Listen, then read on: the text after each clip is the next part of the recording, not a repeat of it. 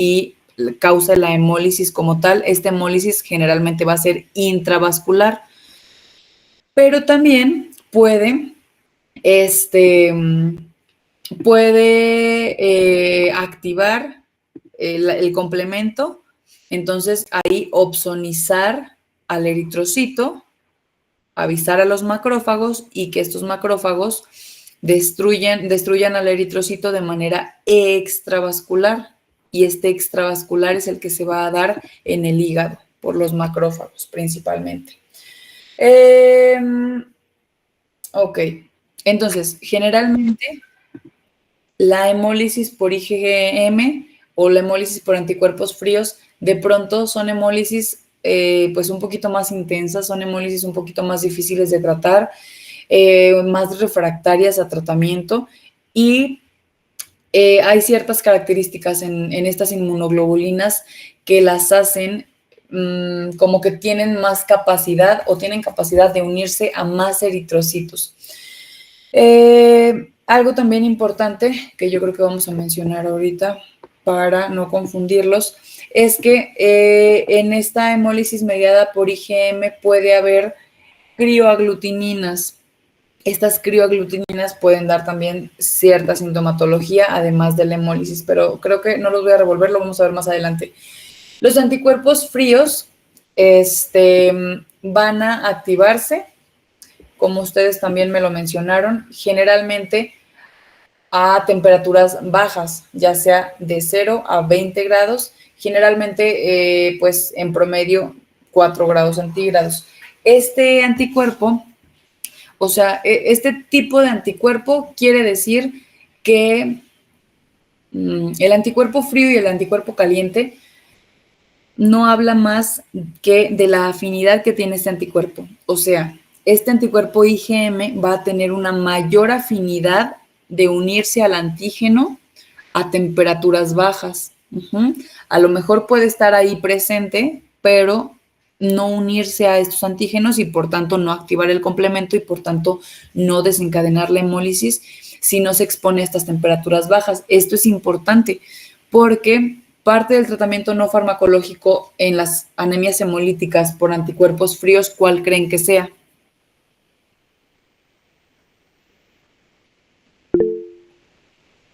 ¿Samsara?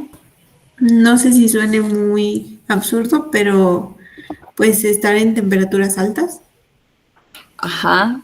No precisamente en temperaturas altas, pero sí protegerse de temperaturas bajas, justamente, porque si sabemos que estos anticuerpos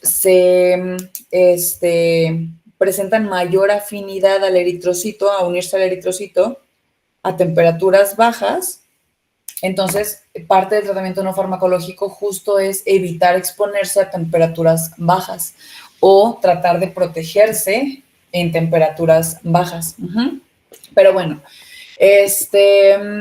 entonces, esto con los IgM. Con los anticuerpos IgG, estos van a tener una mayor afinidad por el antígeno, o sea, para unirse a este antígeno eritrocitario a la temperatura corporal generalmente, o a temperaturas más altas, como 37 grados. Generalmente van a ser 37 grados. Entonces aquí, esta hemólisis puede ocurrir en presencia del complemento, con la activación del complemento o sin activación del complemento. El complemento puede de manera principal como que da más hemólisis intravascular. En este caso, la hemólisis que se da es principalmente extravascular. Las hemólisis mediadas por IgG generalmente van a tener un comportamiento, la verdad es que bastante más noble que las enfermedades por crioaglutininas. En estas la hemólisis es un poquito menos severa que en las mediadas por IgM, responden pues bastante bien al tratamiento. Y la hemólisis es menos intensa que las IgM. Generalmente en la hemólisis por IgM o por anticuerpos fríos son hemólisis más intensas, como más abruptas. Entonces, estos eritrocitos que ya fueron sensibilizados por esta IgG van a ser eliminados por los macrófagos esplénicos. Aquí la hemólisis, que va a ser principalmente extravascular, va a ser principalmente en el vaso, en los anticuerpos IgM, ¿dónde dijimos que iba a ser? En el hígado. En el hígado. Principalmente va a ser intravascular, pero también vamos a tener un componente extravascular, pero este se va a dar en el hígado. En este caso es en el vaso. Pero también podemos tener cierto grado de hemólisis intravascular. Entonces, pues nada, también vamos a tener esta hemólisis intravascular porque puede haber ciertos tipos de IgG que puedan activar este complemento y que haya esta opsonización y por ende una hemólisis intravascular también acompañante. Bueno, aquí lo que quiero que ustedes sepan de esto es que la hemólisis principalmente es esplénica. Entonces, por ende, podemos tener un incremento en el tejido esplénico. Este va a proliferar en respuesta a este incremento en los depósitos de los eritrocitos y podemos tener una esplenomegalia en estos pacientes. Ok, ahora, estos que reaccionan al calor. Dije que en su gran mayoría las anemias hemolíticas autoinmunes van a ser por anticuerpos calientes. Esto es algo bueno, creo yo, porque imaginen, bueno, porque dije que la mayor o las como que un poquito más severas o difíciles de tratar son las de anticuerpos fríos. Son las que son un poquito más refractarias a tratamiento, tienen mayor grado de hemólisis y entonces imaginen que que nosotros tuviéramos en su gran mayoría, o sea, si esta frecuencia fuera al revés y que el 70% o el 90% de los casos fuera por anticuerpos fríos. Entonces, todos los pacientes tendrían anemias hemolíticas difíciles de tratar, que no responden también al tratamiento y que anemizan muy terriblemente. En su gran mayoría son en un 70% de los casos. Digo, en su gran mayoría son por anticuerpos calientes. Esto ¿por qué creen que en parte sea más fácil que desarrollemos una anemia hemolítica autoinmune por anticuerpos calientes?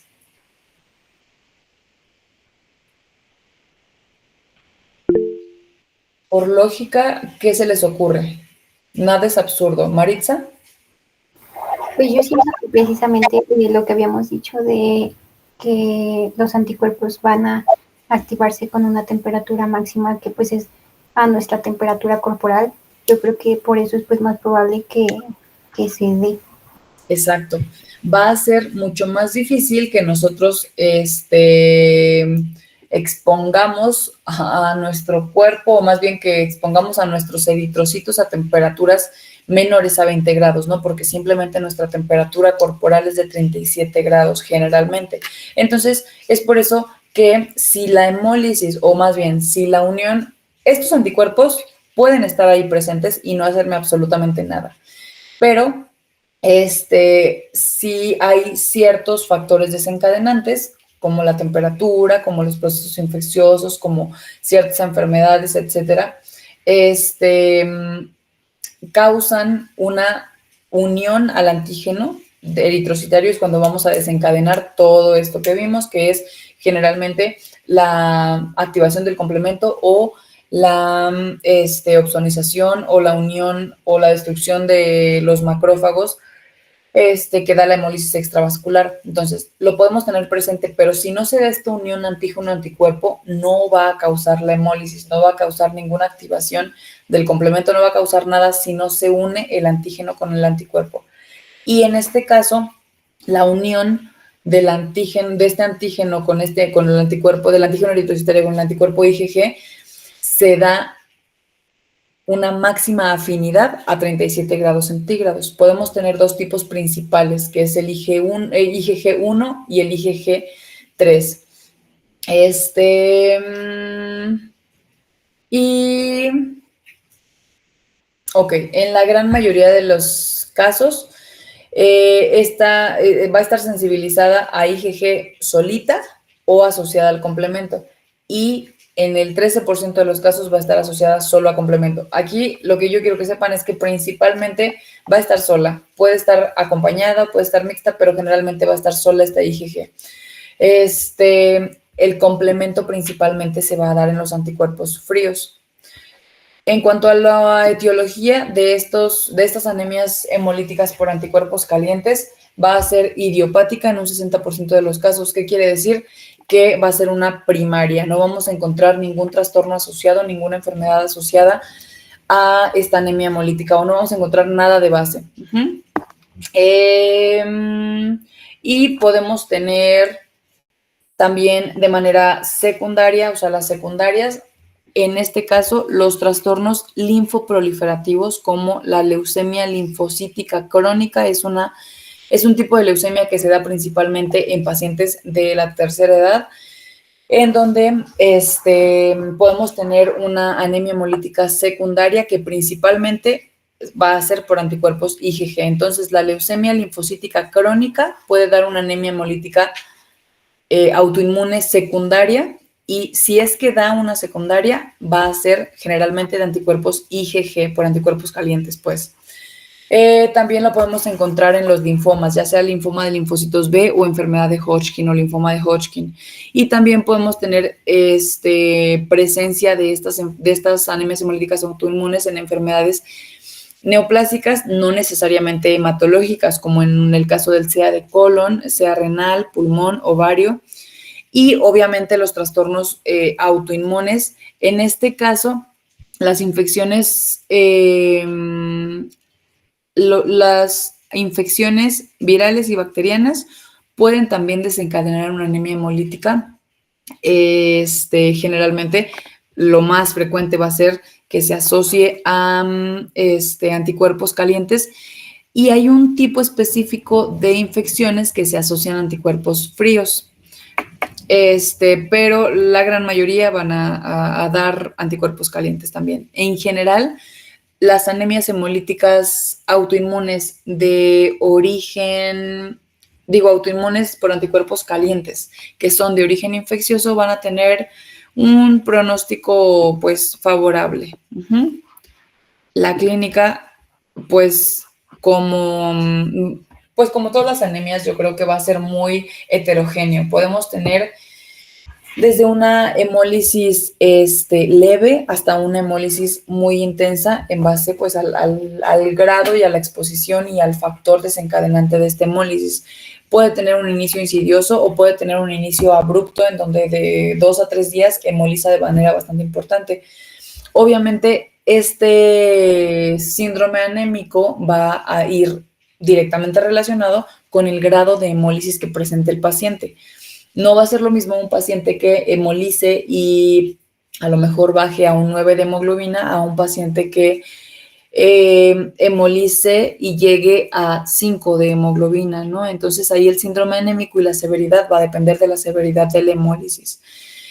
Puede acompañarse de fiebre si es que hay un proceso infeccioso de base, y puede acompañarse de ictericia.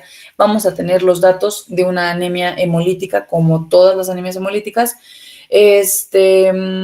Podemos tener hepato o esplenomegalia leve, y pues puede haber este trastorno linfoproliferativo subyacente con las características de la enfermedad de base primaria, pues. Podemos o no tenerla en base a si es una enfermedad primaria o secundaria, o si es una anemia hemolítica primaria o secundaria. En cuanto al diagnóstico, repito, primero vamos a estudiar la anemia. El paciente obviamente tiene que tener una anemia para que empecemos a estudiar por qué es esa anemia. Yo les había dicho de manera inicial que la anemia generalmente era un síntoma de alguna alteración de base, ¿no? Ya sea desnutrición, ya sea alguna enfermedad crónica, alguna pérdida uterina o pérdida en sangre oculta en heces, o alguna enfermedad renal o alguna enfermedad autoinmune. Entonces, nosotros vamos a estudiar la anemia. Tenemos un paciente con anemia, entonces vamos a ver qué tipo de anemia tiene y en base al tipo de anemia, vamos a encontrar, vamos a seguir buscando, ¿no? Si aquí tenemos que generalmente va a ser una anemia normo-normo, entonces ahí vamos descartando posibilidades. Si tenemos una normo-normo y aparte tenemos una reticulocitosis, ¿ustedes buscarían carencial de primera instancia? Le pedirían perfil de hierro, niveles de B12 y ácido fólico si tenemos normo-normo y es regenerativa. No.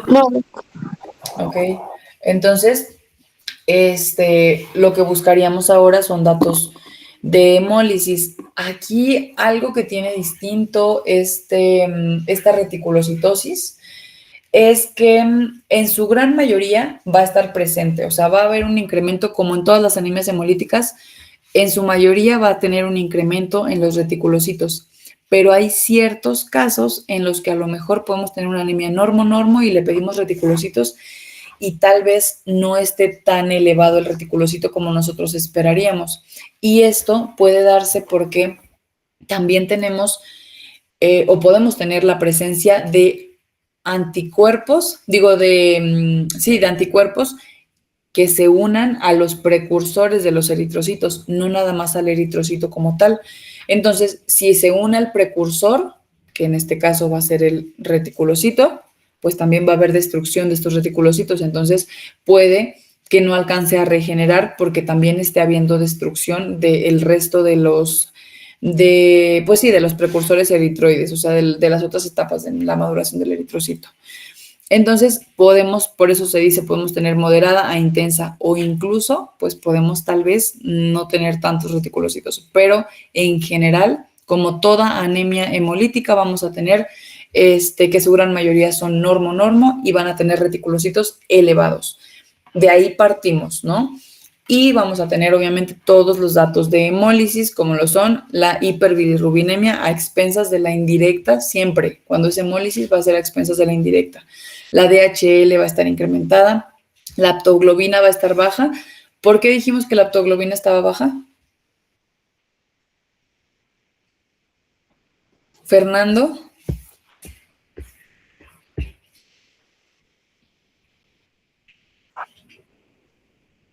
Fernando Paz. Puedes decirme, no sé, solo quiero ver que sigas ahí. Sí, doctora, ese bueno estaba buscando.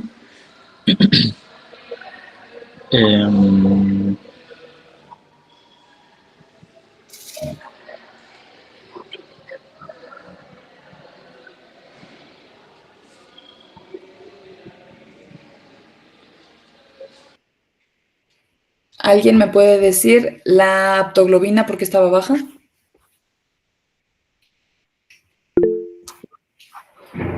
Adair. Bueno, no sé si esté bien, pero Cosima, por lo que, bueno, por lo que vi es porque baja porque si una la hemoglobina es liberada durante la hemólisis y se puede decir que se consume. Ajá. Se consume. Bueno, bueno, especialmente en una hemólisis intravascular. Ok, pero ¿por qué se consumía entonces? Sí lo dijiste bien, o sea, ¿lo dijiste bien? Solo, o sea, repítemelo. Porque su función sería, bueno, se consume porque su función es capturar la hemoglobina libre. Ajá, la hemoglobina no puede estar libre. Ujú. Gracias, Adair. Maricruz. Porque dijo que cuando hay cuando es de carácter intravascular hay una destrucción del eritrocito y por lo tanto hay una liberación automática de la hemoglobina. Ajá. ¿Y qué más? Sí, van por ahí. Leslie. Es porque, bueno, está baja porque se gasta al unirse, como ya dijeron mis compañeros, a la hemoglobina por, por esto, por la destrucción que hay de los eritrocitos durante la hemólisis. Ajá. Ok, muy bien. Entonces, en la hemólisis vamos a tener que se libera, o sea, se va a romper el eritrocito y se va a liberar el contenido del eritrocito. Del contenido más importante que tiene el eritrocito, ¿cuál es? La hemoglobina, ¿no? Entonces, esta hemoglobina no puede andar libre por el organismo porque es tóxica. Entonces, necesita, la aptoglobina se produce por el hígado y, o sea, se va a liberar a circulación. Normalmente, podemos tener ciertos niveles de aptoglobina, pero su función va a ser unirse a esta hemoglobina para que no ande sola por la circulación, ¿no? Entonces, si nosotros tenemos una hemólisis incrementada, si empiezan a romperse más eritrocitos, entonces va a haber más hemoglobina libre y entonces esta aptoglobina va a tener mucho trabajo y va a tener que unirse a muchas moléculas de hemoglobina. Entonces, pues la aptoglobina se va a consumir porque va a estar unida a la hemoglobina que se está liberando. Es por eso que tenemos la aptoglobina baja, ¿sale? Entonces, estos son datos, vamos a tener los datos como tal de una anemia hemolítica, ¿no? Ahora, lo que nos va, ahora dijimos que íbamos a estudiar primero la anemia, después ya vimos que sí tiene anemia, ya vimos que por los parámetros de laboratorio tenemos que también tiene datos de hemólisis, entonces ya tenemos una anemia hemolítica. Y después dijimos que íbamos a estudiar la autoinmunidad o la inmunidad para ver si el origen de esta anemia hemolítica es autoinmune o no. Entonces se les hace una prueba de Coombs. Esta prueba de Coombs, pues ya vimos que la prueba de Coombs directa o indirecta, pero también tenemos prueba de Coombs monoespecífica y poliespecífica. No sé si alguien leyó algo al respecto. Bueno, en el Coombs vamos a tener que en su gran mayoría de las anemias hemolíticas autoinmunes vamos a tener un Coombs positivo. Se dice, de hecho, que aquí dice, por ejemplo, el más del 95% de los pacientes va a estar positivo, obviamente, de los pacientes con anemia hemolítica autoinmune. Se dice que ese otro 5% que está negativo, pues muy probablemente esté positivo y haya un error en la prueba. Entonces se dice que si lo vuelves a hacer es probable que te salga positivo también, porque esto nos determina que hay un componente inmune en esta hemólisis, ¿no? Entonces, la gran mayoría va a ser anticuerpos IgG, puede ser sola o con complemento, y dijimos que hasta un 14-15% pueden tener nada más un complemento positivo, ¿no? Esto, a lo mejor no quiero que me sepan como tan específico todas estas pruebas, pero sí quiero que sepan que de primera instancia nosotros tomamos una prueba de Coombs directa poliespecífica. Las anemias, las pruebas de Coombs directas poliespecíficas, hagan de cuenta que va a ser una prueba que tenga ahí, pues, anticuerpos de ambos tipos. Y nos lo van a reportar como positiva o negativa. Si está positiva es que hay un anticuerpo que se une, ¿no?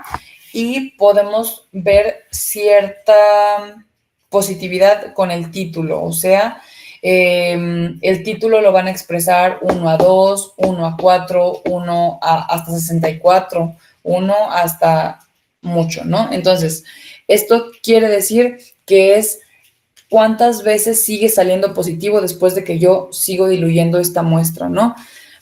Pero una vez que tenemos una prueba positiva, poliespecífica, lo que sigue es hacer una prueba monoespecífica. En esta ya nos informan específicamente qué tipo de anticuerpo es el que está adherido a este eritrocito.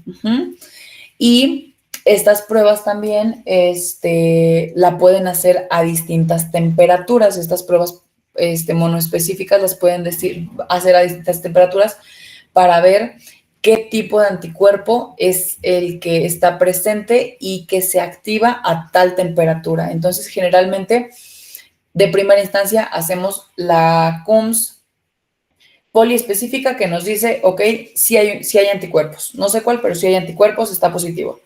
Y después lo que sigue es pedir este diluido o esta prueba monoespecífica a distintas temperaturas para ver específicamente qué anticuerpo es el que está causando esta hemólisis y a qué temperatura se está activando este anticuerpo.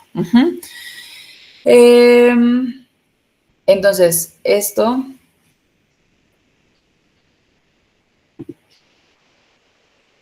es lo que les comentaba, que un resultado negativo de este CUMS no necesariamente descarta una anemia hemolítica autoinmune. Muchas veces el resultado negativo es porque a lo mejor de primera instancia hubo un error en la toma de muestra y posteriormente se positiviza. Y algo aquí también importante es que si es que nosotros necesitamos una transfusión, ¿ustedes qué cuidarían en esa transfusión? ¿O nada más le transfundirían y ya? Si el paciente llega con un 6 de hemoglobina y ustedes ven que tiene una anemia y tiene los parámetros de hemólisis positivos y tiene un CUMS positivo, pero tiene un 4 de hemoglobina, ¿ustedes qué harían?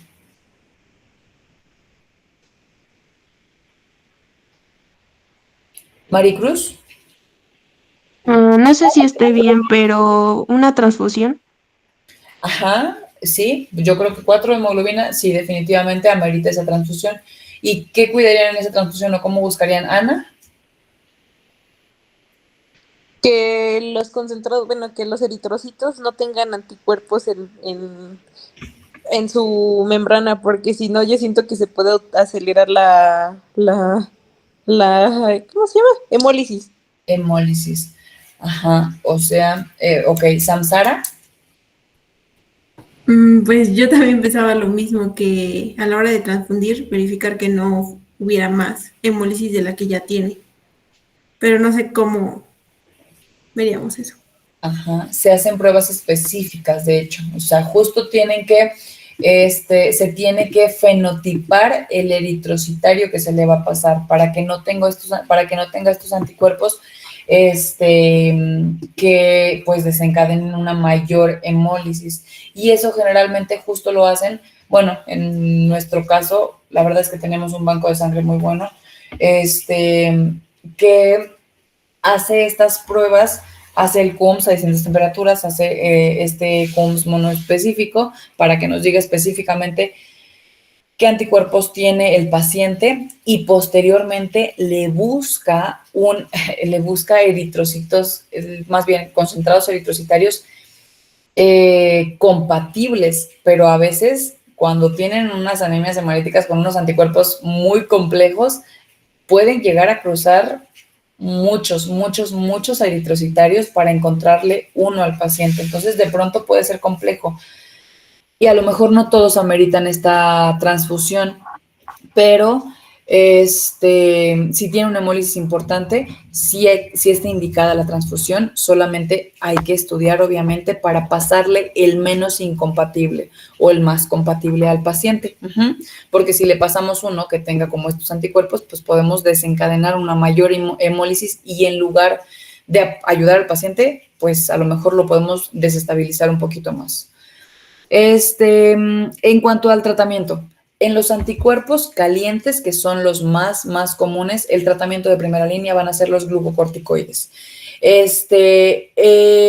A lo mejor también aquí, los que tienen la manita elevada son para preguntar. Leslie, Ana o Maricruz. No la bajé, perdón, doctor. Ok, Maricruz, creo que sí. Yo solamente le iba a decir igual lo de los glucocorticoides. Muy bien. Había leído que el tratamiento de primera línea es la prednisona, pero no sé si esté bien. Sí, estás completamente en lo correcto.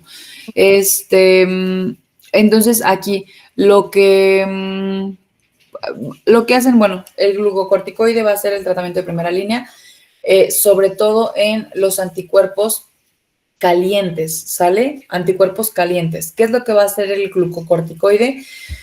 Pues va a disminuir un poquito, va a inmunomodular, pues, va a disminuir un poquito la producción de autoanticuerpos y también va a reducir la afinidad de estos autoanticuerpos con los antígenos eritrocitarios, ¿sale?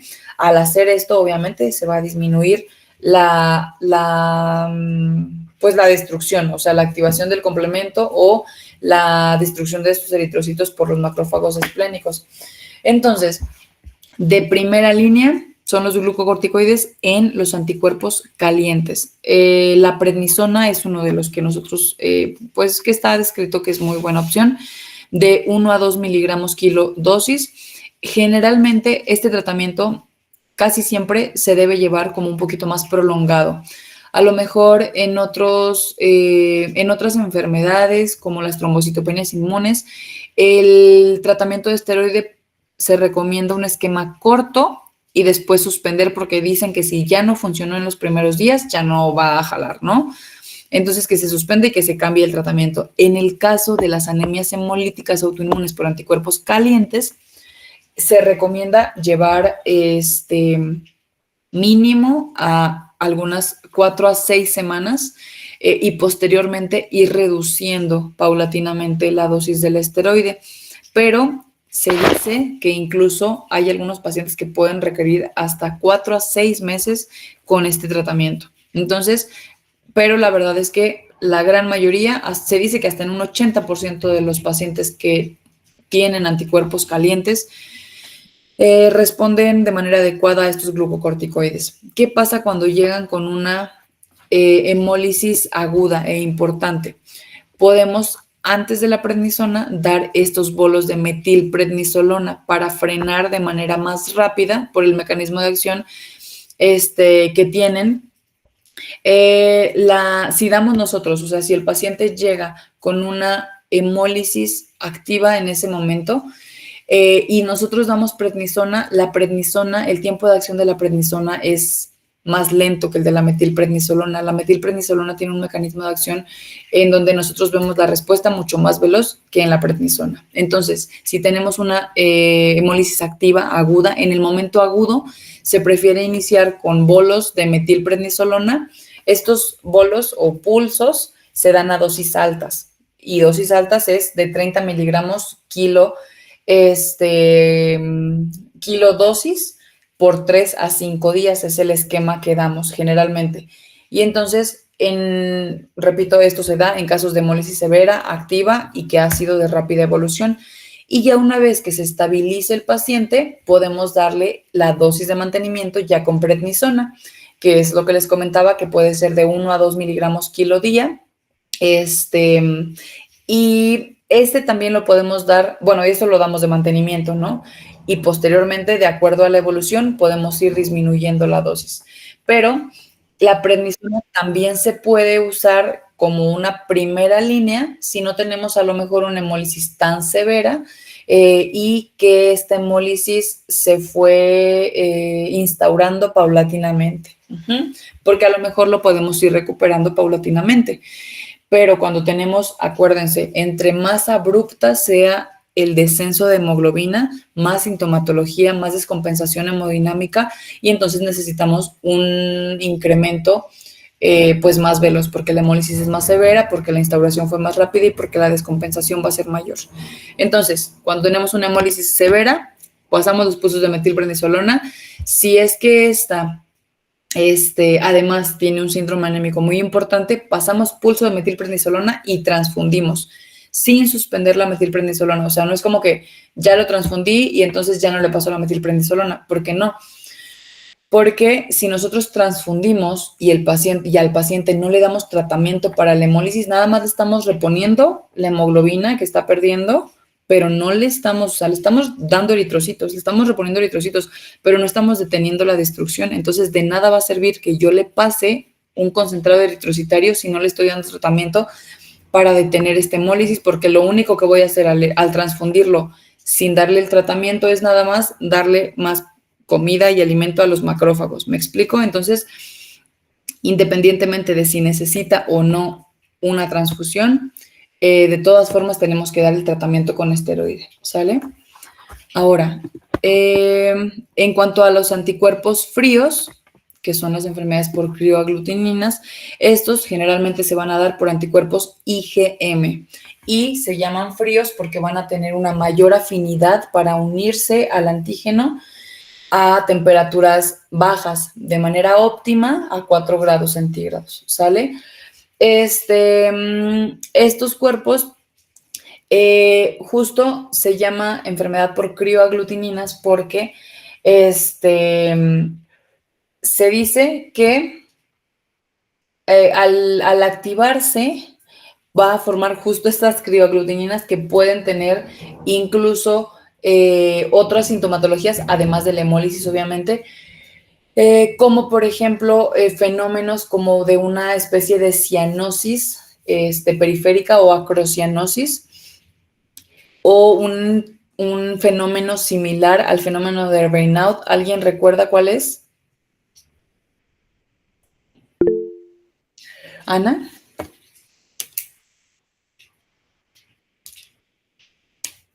Que se les, bueno, no, es que creo que pierden la circulación en las extremidades, se les ponen blancas. Falta de circulación. Ajá, o sí, es como un Raynaud-like, o sea, es como un fenómeno similar al de Raynaud.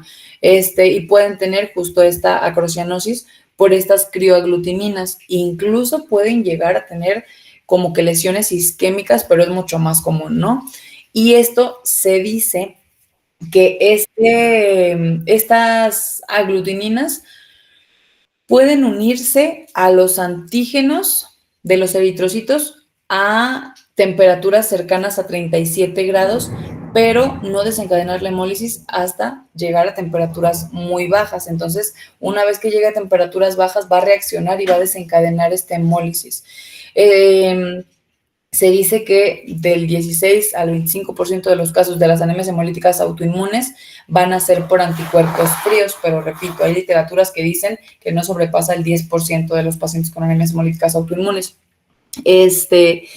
Y se puede presentar a cualquier edad.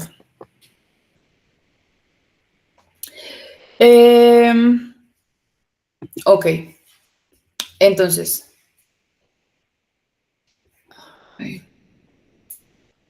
Ok. Cuadrito. Pues hay una tormenta horrible aquí. Este es un cuadrito que nos nos representa los tipos de aglutininas que podemos tener. Es que no tengo completa ahorita se las voy a pasar completa. La especificidad de este anticuerpo, a lo mejor no necesito que se aprendan absolutamente toda esta información, pero sí lo que yo quiero en resumen que ustedes sepan es que los anticuerpos IgM, más bien, la enfermedad hemolítica autoinmune por anticuerpos calientes va a tener ¿qué tipo de anticuerpo?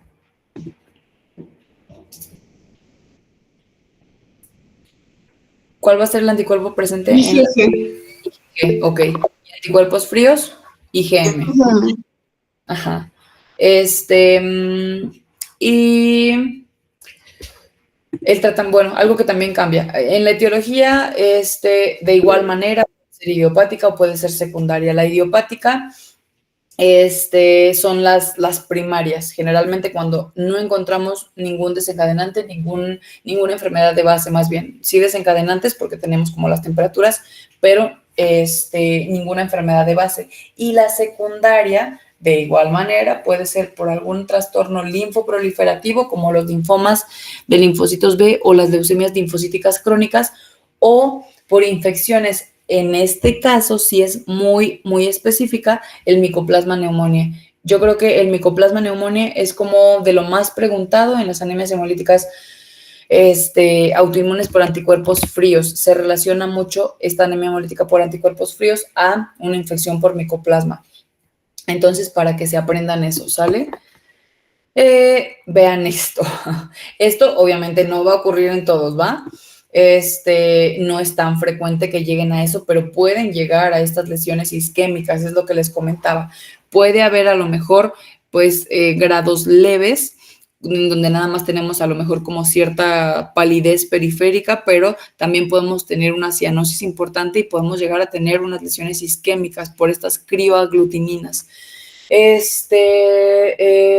Entonces, estas anemias hemolíticas se van a desencadenar principalmente justo por exposición a temperaturas bajas, ¿sale? Incluso los pacientes llegan y dicen eso, o sea, dicen como, pues yo estaba completamente bien, pero hice un viaje a tal lugar en donde estaba más alto de lo habitual y la temperatura estaba, o sea, altura sobre el nivel del mar, y la temperatura estaba, simplemente hubo una paciente que dijo que viajó a Toluca, fue al Nevado, intentó ir al Nevado y pues no lo logró porque empezó a sentirse mal y tuvo pues una crisis de hemólisis por la exposición a estas temperaturas. Y ella de la Ciudad de México, ¿no? O sea, no es como que necesitamos ir al Polo Norte para que se desencadene. Entonces es lo que les comentaba, que podíamos tener un fenómeno, una especie de fenómeno de Raynaud en extremidades, la acrocianosis. Y podemos tener, bueno, también por falta de esta circulación, podemos tener una especie de entumecimiento o de parestesias y podemos llegar a tener obviamente dolor. Y vamos a tener los datos de una anemia hemolítica, obviamente. Algo que cambia acá es en cuanto al CUMS, pues va a ser, en laboratorio va a ser lo mismo. Una anemia generalmente va a ser normo, también va a haber presencia de reticulocitos. Puede no haber reticulocitos, pero no quiero que se confundan, o sea, son la menor cantidad de casos en donde tengamos unos reticulocitos disminuidos o normales, y esto generalmente, pues ya les dije que es porque también ahora sabemos que puede haber anticuerpos en estos precursores eritroides, pero la gran mayoría van a tener reticulocitosis, como toda anemia hemolítica. Van a tener también, obviamente, los datos de hemólisis como tal, la elevación de bilirrubina, expensas de la bilirrubina indirecta. Pueden tener disminución del complemento. El complemento es algo que nosotros también podemos medir los niveles los niveles séricos de complemento. Entonces, en este caso podemos presentar disminución del complemento de C3 y de C4 por consumo. ¿Por qué creen?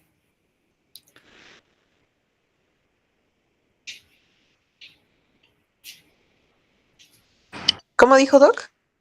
Que por qué creen que si nosotros tomamos en estos pacientes niveles de C3 y C4, que son pues niveles de complemento, pues si tomamos niveles van a estar bajos o pueden estar bajos.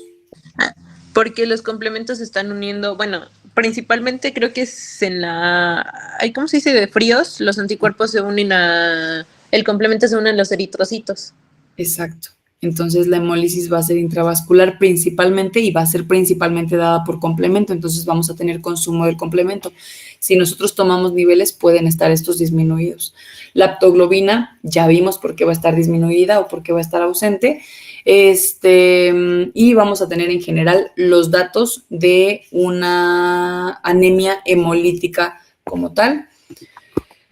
Pero en la prueba de CUMS es donde nosotros vamos a determinar el cómo nosotros saber si es por anticuerpos fríos o calientes. Meramente va a ser por la prueba de CUMS monoespecífica, que es la que nos va a decir específicamente qué tipo de anticuerpo es el que está presente, a qué temperatura se están activando, y es la manera de nosotros saber, porque la verdad es que si nosotros no tenemos esta prueba de CUMS,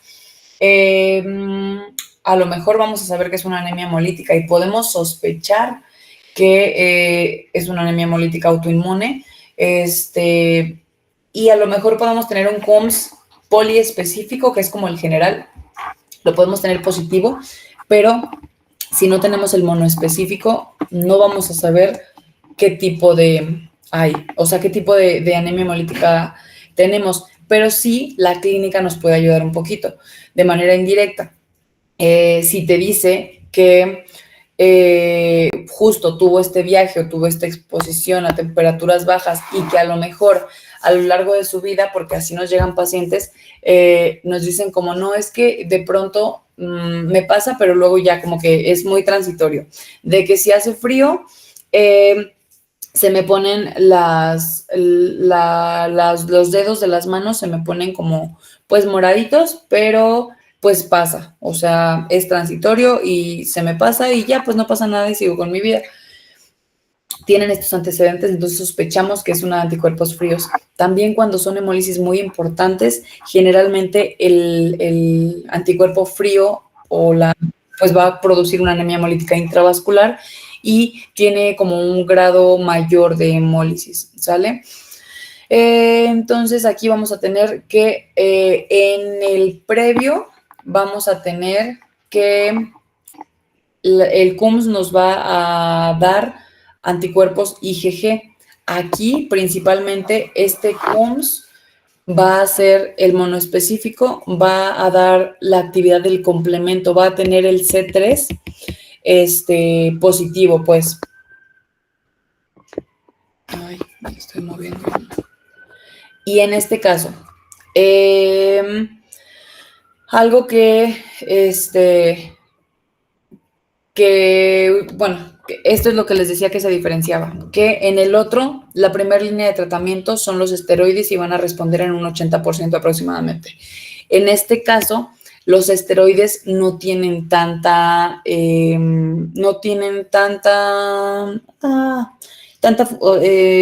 respuesta, pues.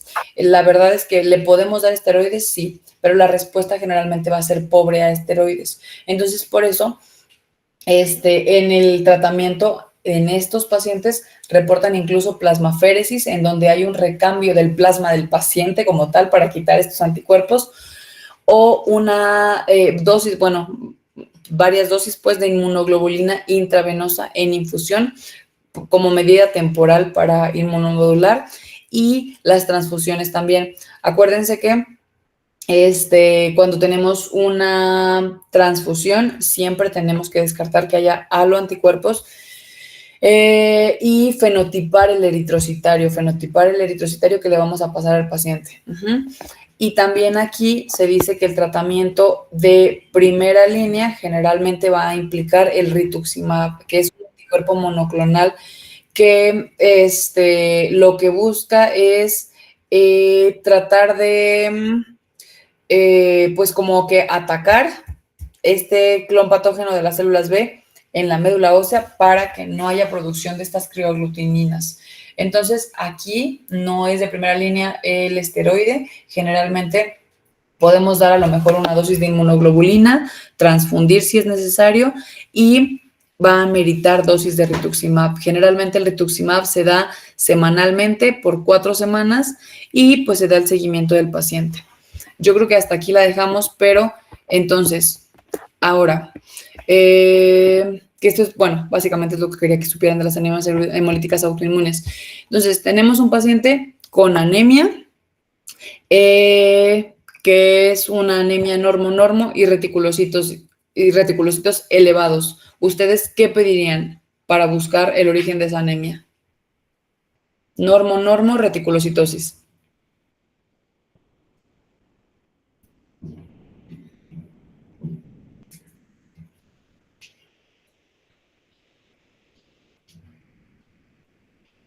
Miranda. No estoy segura, doctora. ¿La prueba de COMS puede ayudar? Ok. La prueba de CUM se la solicitarías a todas las anemias, aunque a lo mejor sospeches de una hemorragia. No. O sea, que tengas el paciente sangrando. Samsara. Dijo que primero se determina si es hemolítica. Exacto. Entonces se pediría pues las bilirrubinas. Ajá. Y ¿cómo estudian a la anemia hemolítica?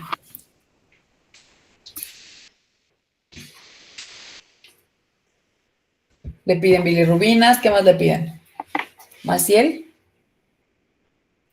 Yo le pediría pues aptoglobina y un examen general de orina. para ver pues ¿Sí? si sale urobilinógeno o ¿cómo se llama?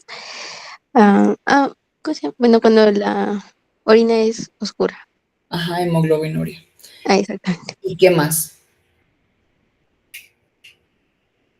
¿Samsara?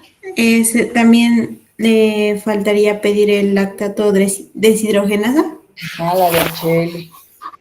Ujú.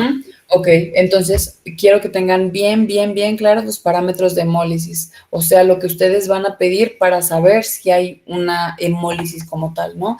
Entonces, sabemos que en la biometría hemática vamos a tener una anemia, que lo más común es que sea normo y que también lo más común es que haya un incremento en los reticulocitos porque están tratando de regenerar, ¿no?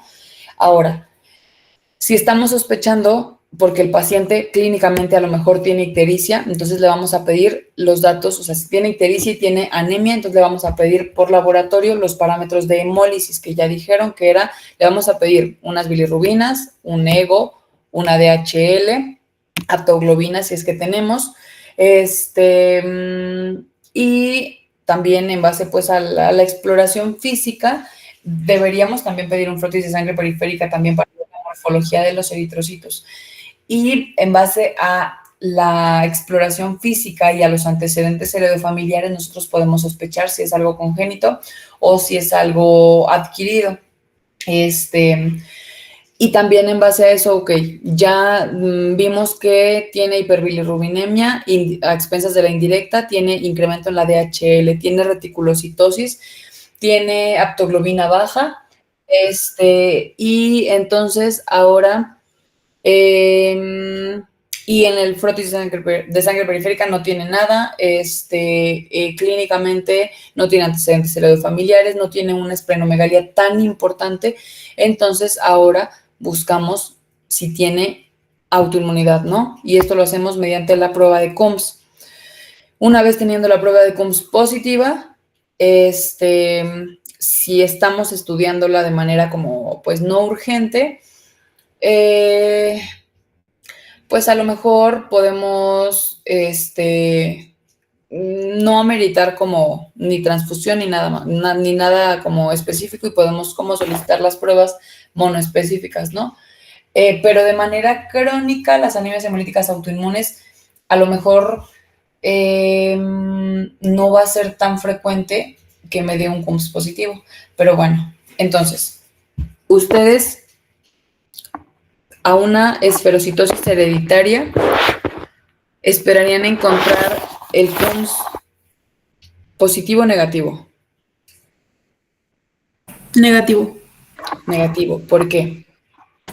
Porque no tiene nada que ver con los antiglobulinas, con los anticuerpos más bien. Ajá, no tiene un componente inmune, no tiene anticuerpos que los estén destruyendo, hay una destrucción mecánica.